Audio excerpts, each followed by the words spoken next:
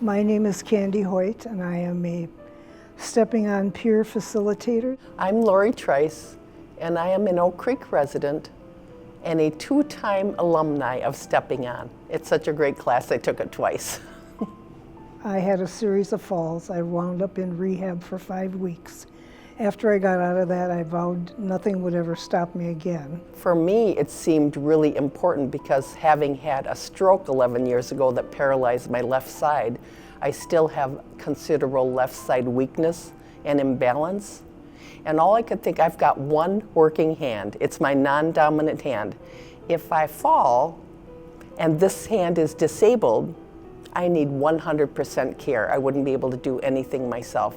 So I felt that anything I could do to learn how to balance or strengthen would be really valuable for just living out my life, and enjoying my independence. That was important to me, so. Falls can happen to anybody at any age, but as we go along in life and age in life, we just have to learn how to think about making the changes. I've made changes in my cabinets and no throw rugs and just little bitty things. I've never had a class where I haven't learned something new. All the guest speakers they bring in from the community, we're talking about from the pharmacist, the policeman. There's so much valuable community information about safety and about opportunities and things that we can take advantage of in the community that you wouldn't hear anywhere else. I've gained lots of opportunities because of being a peer facilitator. I've been able to work with Wisconsin Institute of Healthy Aging. I've been part of the Milwaukee County Fall Prevention Coalition. I've made lots of great friends. I have lots of great contacts. And it's a chance for me to keep on learning and to impart the wisdom that I've gained through my lifetime to other people. I've gained confidence. Confidence from the exercises that I can stay upright on my feet. And if I'm outside on uneven ground, I have new strategies that keep me balanced to make sure that I can get back in the house. But that confidence gives me that foundation that I feel like I need to do other things, to stay active, to stay healthy. But it's not just about getting up in the morning and going through all of the exercises. I can do my sidestepping as I'm going back my long hallway down to the bathroom. Sidestep one way, sidestep the other way. When I go to my stairs, at the top of the stairs, I can do my balance exercises. When I stand at the cabinet and reach high for our measuring cup, I can do my toe and heel lifts. So I spread it out. I kind of like habit stacking.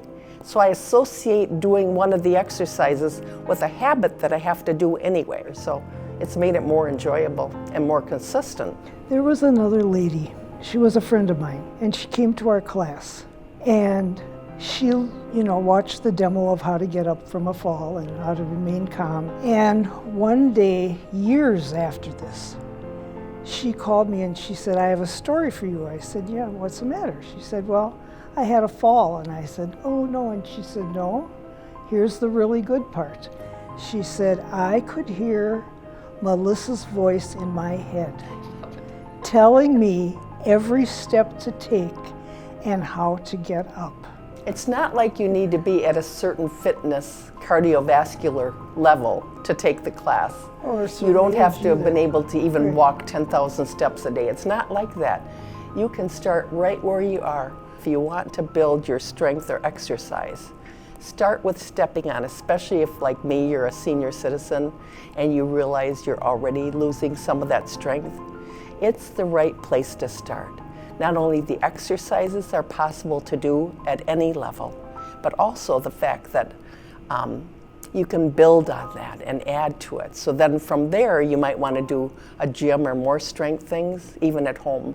But stepping on is a great place to start.